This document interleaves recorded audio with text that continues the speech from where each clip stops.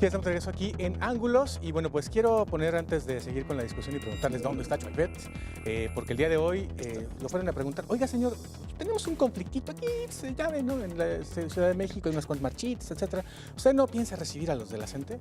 Y entonces él dice, pues no, porque no son mis pares. Ande, ¿no? Bueno, ahorita les pregunto por Choifet, pero por lo pronto pongamos a Peña Nieto que le dice a usted, padre de familia, que con esta reforma va a mejorar la educación de su hijo y a usted también le va a beneficiar. Veamos.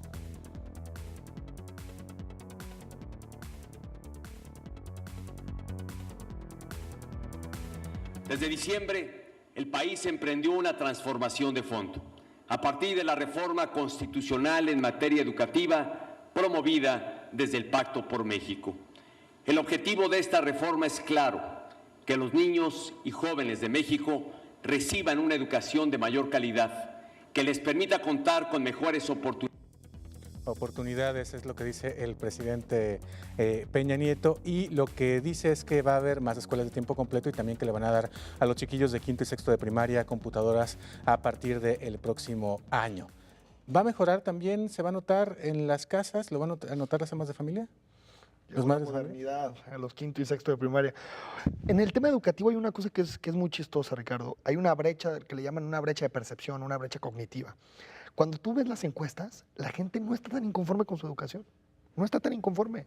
No sé si porque ven al niño de pronto que estudia 1 o 2 horas en la tarde, pero no está tan inconforme. Cuando te dicen, oye, evalúa la educación de tu hijo, queda claro que no es tan mala la educación. Y siempre decimos, no, la educación es el primer objetivo que tiene que tener un gobierno. Tenemos jóvenes universitarios que no saben escribir una frase completa. Es lo que te digo, es una brecha. No hay una brecha ahí entre lo que en realidad recibimos de educación, que es mala, y la percepción de la gente, que termina siendo una percepción buena. Y cuando le preguntas a la gente, oye, en la siguiente elección, pon tus prioridades a votar.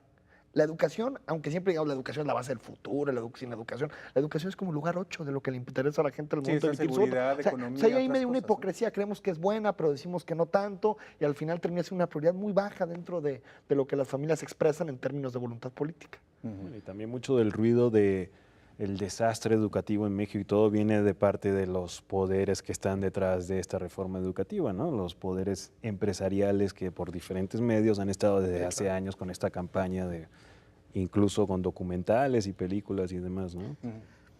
Mira, también tiene que ver con que cuando un padre de familia se topa con o pregunta por lo que implica una educación privada en el país, pues lo único que va a decir es, pues de lo poco que me dan de lo público, pues me quedo más o menos, me quedo con eso, porque efectivamente si haces los comparativos en cuanto a ingreso, lo que se necesita, pues es bastante elevado lo que tendría que invertir una familia o lo que invierten las familias con educación privada, por ejemplo. Y entonces que hay, pues es un asunto de resignación finalmente.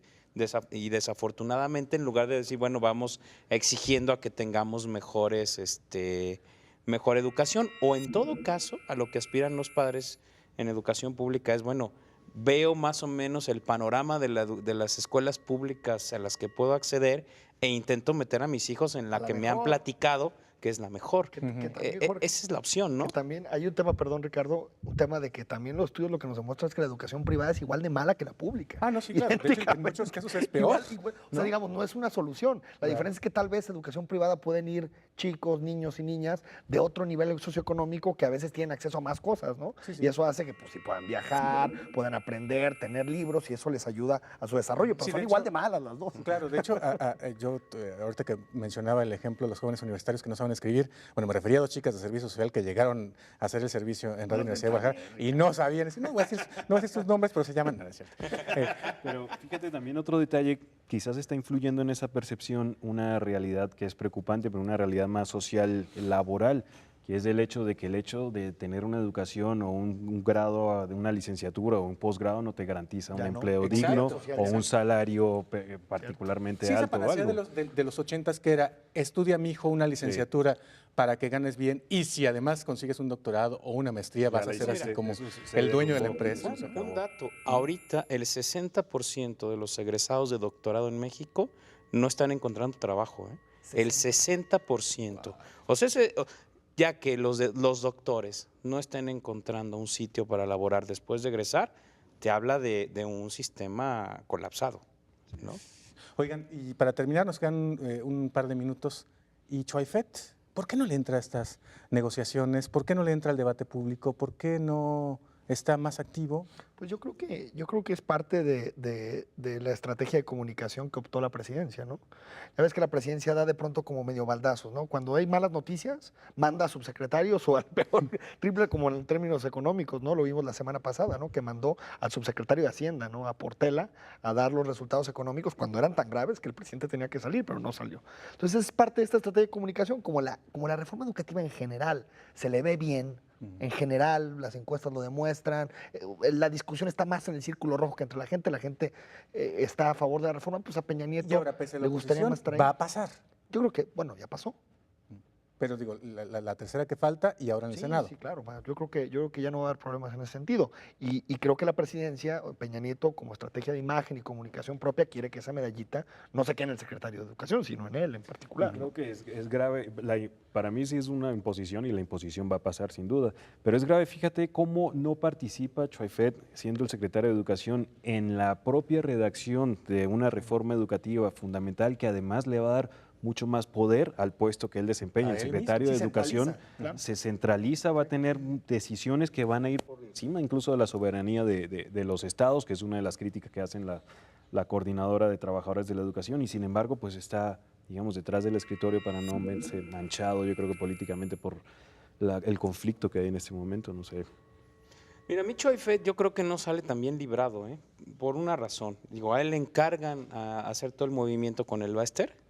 Él lo orquesta, negocia, hace que quede Juan Díaz, calma todas a las secciones que pertenecen al sindicato, pero la otra parte que le tocaba hacer era tratar de controlar a la coordinadora o negociar con la coordinadora. Y ahí, Choaifet, como en 1994 con el EZLN, porque hay que recordar que ya le han tocado negociaciones duras, fracasó. En 1994 la paz no se firmó entre el EZLN y el gobierno federal porque Choaifet hizo un pésimo trabajo. Ahora, francamente, creo que en el tema de la coordinadora, y me parece que incluso puede ser también una razón por la que está escondido, tiene que ver con que, bueno, el secretario es el que tendría que estar hablando con los 80,000 profesores que probablemente el miércoles estén marchando en la Ciudad de México. Sí, pero con gobernación tema de conflicto interno ya, ¿no? Es conflicto interno, pero con quien finalmente va a operar todas las reformas Choaifet. Él tendría que estar. Está dando explicaciones. Se supone que es educativo, sí, porque además eso lo opera él. Sí, pero digamos, Y las tendría que negociaciones estar. políticas lo suele llevar gobernación, ¿no? Más que educación.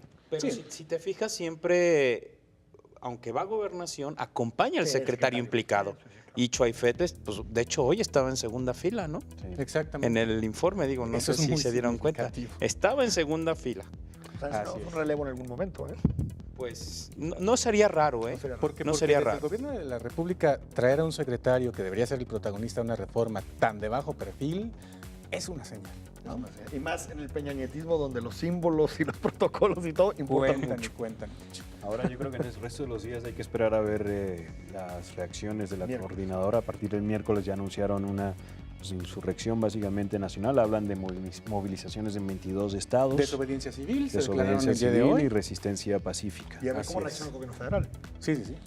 Bueno, estaremos muy al pendiente de lo que pase el próximo miércoles con esta serie de movilizaciones y por lo pronto aquí dejamos esta discusión. Les agradecemos muchísimo, Enrique. Gracias, Jorge. Gracias, Jesús. Y a ustedes que nos siguieron aquí en Canal 44 en Guadalajara y el 31.2 en Los Ángeles. Quédense en estas frecuencias. Hasta la próxima.